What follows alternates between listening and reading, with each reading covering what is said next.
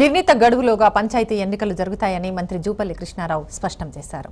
ఎన్నికల నిర్వహణకు సంబంధించి పంచాయతీరాజ్ శాఖ అన్ని చర్యలు చేపట్టిందని చెప్పారు. ఏ గ్రామ పంచాయతీ ఏ వర్గానికి రిజర్వ్ అయ్యిందో ఈ నెల 25వ తేదీలోగా తెలుస్తుందన్నారు.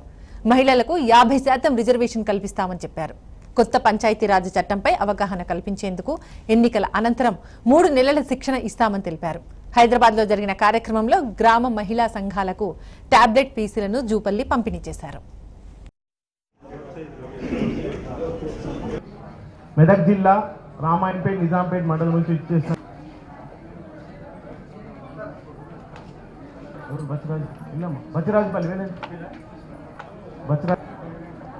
రామాయణపేట 6 కొత్త పంచాయతీరాజ్ చట్టం ప్రకారం గ్రామ పంచాయతీలకు ఎన్నికలు నిర్వహించడం కోసం 4000 కొత్త గ్రామ పంచాయతీ చేయడం జరిగింది. గ్రామ పంచాయతీల యొక్క కాల పరిమితి 31 జూలైన ముగుస్తున్న కారణంగా ఎన్నికలు సత్వరం నిర్ణయించడం కోసం ఇప్పటికే పంచాయతీరాజ్ డిపార్ట్మెంట్కి సంబంధించి పూర్తి సర్వేలు నిర్వహించి ఏర్పాట్లు చేసే ప్రక్రియ కొనసాగుతా ఉన్న స్పీడ్గా. ఇప్పటికే ఇక బీసీల గణన కూడా పూర్తయింది. ఏ వర్గానికి ఎంత రిజర్వేషన్ల కింద ఇప్పటికే తెలియజేయడం జరిగింది. మరొకసారి మనవి చేస్తూ ఉన్నా, బీసీలకు 34%, ఎస్సీలకు 20% జనాభా, అట్లాగే ఎస్టీలకు సంబంధించి రాజ్యాంగంలో నిర్వచించిన ప్రకారం షెడ్యూల్డ్ ఏరియా గ్రామ పంచాయతీలు సుమారుగా 1300 దాకా గ్రామ పంచాయతీలు ఉన్నాయి. వాటికి అదనంగా 100% ఉన్నటువంటి ఎస్టీ గ్రామ పంచాయతీలను వాళ్ళకే కేటాయిస్తూ అవి ఒక సుమారుగా అప్రాక్సిమేట్గా అంచనాకు అందాలుగా 1200 గ్రామ పంచాయతీలు ఉన్నాయి. వాటిని ఇస్తూ మళ్ళీ దానికి తోడుగా రిజర్వేషన్ 6% జనాభా ప్రకారం కేటాయించడం జరిగింది.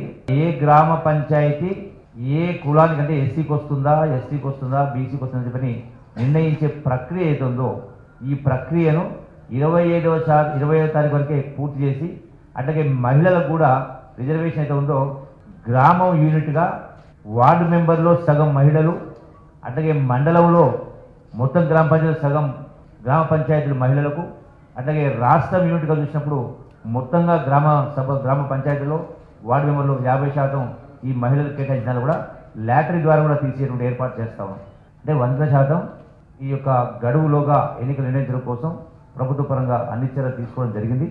ఈ కొత్త గ్రామ పంచాయతీలు ఏర్పాటైన తర్వాత ఎన్నికల తర్వాత కూడా కొత్త గ్రామ సర్పంచ్లు కూడా 3 మాసాల పాటు వాళ్లకు ఈ యొక్క ట్రైనింగ్ కార్యక్రమం ఇచ్చేటువంటి ఏర్పాటు చేసి మొత్తం అన్ని గ్రామాలకు ఏర్పాటు చేసి కొత్త చట్టం కూడా పైన అవగాహన కల్పించే కార్యక్రమం చేసి 100% గ్రామాలు స్వయం సమృద్ధి సాధించే విధంగా పూర్తి పారదర్శకంగా ఉండడం కోసం అలా కొత్త చట్టం తీసుకుంటున్నాం. ఆ చట్టానికి అనుగుణంగా అవగాహన కల్పించే ట్రైనింగ్ కార్యక్రమం కూడా ఎన్నికలు కాగానే అది కూడా పూర్తి చేసే కార్యక్రమం చేస్తాం.